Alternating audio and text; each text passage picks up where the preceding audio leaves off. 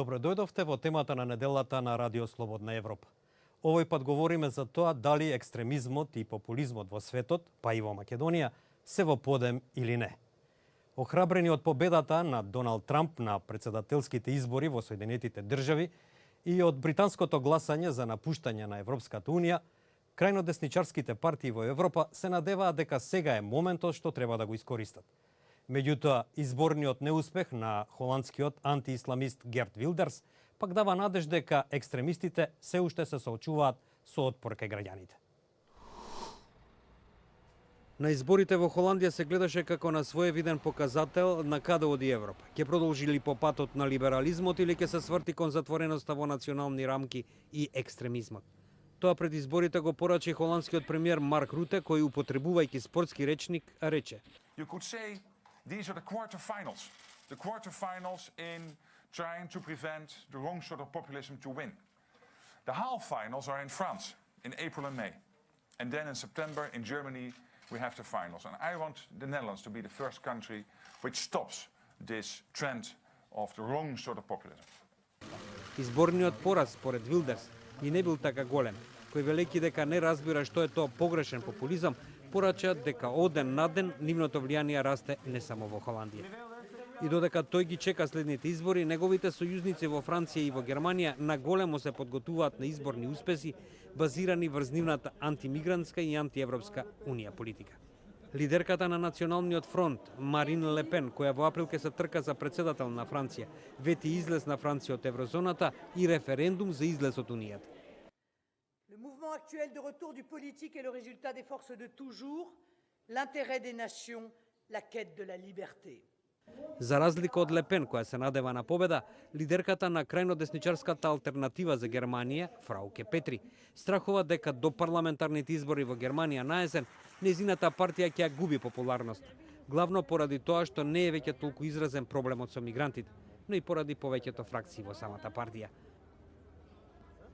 Јанис Еманулидис, директор во Центарот за европска политика, вели: I think that compared to the fears which we had seen in 2016 after Brexit, after Trump, that the super election year 2017 in Europe might go radically wrong, drastically wrong, are not being proven correct. We now have the result in the Netherlands. The chances that Marine Le Pen will not become next French president are very high. In Germany, we see that the Alternative für Deutschland, the Alternative for Germany, a right-wing party, is doing also not very well these days. Некои експерти пак сметаат дека корените на екстремниот национализам тешко се искоренуваат и оти секогаш ќе има сили кои ќе сакат да ги јакнат. Најновите движења во Европската унија и во светот секако имаат влијание и врз Македонија, велат експертите. Тие притоа посочуваат дека во една голема политичка криза во која се наоѓа земјата, се почесто некои политички партии, како ВМРО ДПМНЕ, го користат политичкиот екстремизам. Тоа е особено опасно ако се има предвид етничката поделеност и затоа е добро другите политички субјекти да не одговараат со иста мера. Македонија, освен во политичката, навлезе и во многу посериозна институционална криза и од тој аспект политичкиот екстремизам се почесто се користи меѓу политичките субјекти, вели Благоја Марковски, председател на Балканскиот форум за безбедност. Тој посочува дека партиите политичкиот екстремизам го користат како свој одбранбен механизам, но и за омаловажување на нивните политички противници.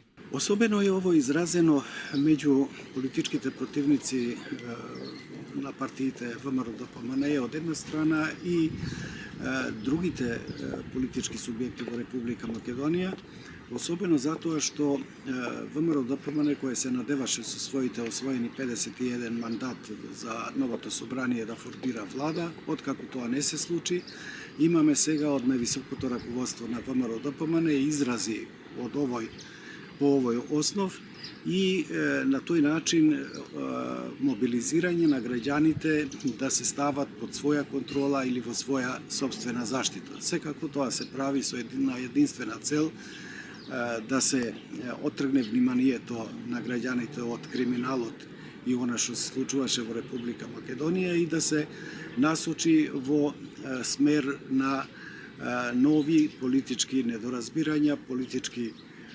nesoglасувања, па и доведување во прашање на изборните резултати кои беа присутни во Република Македонија. Прашањето е особено чувствително поради етничката поделеност во земјата, вели Марковски, и тоа може да предизвика сериозни последици во полето на меѓунационалните односи, вели тој. За сега е добро што и досегашната опозицијска партија СДСМ и политичките субјекти на албанскиот политички блок не одговараат со иста мера на овој, би рекол, политички протекционизам од страна на ВМРО-ДПМН и тоа е она што ни дава надеж дека сепак оваа криза која ги зафати сите пори од општеството ќе остане на нивото на кое е денеска и ќе почне понатаму да се разрешува доколку во Собранието на Република Македонија започнат или се префрлат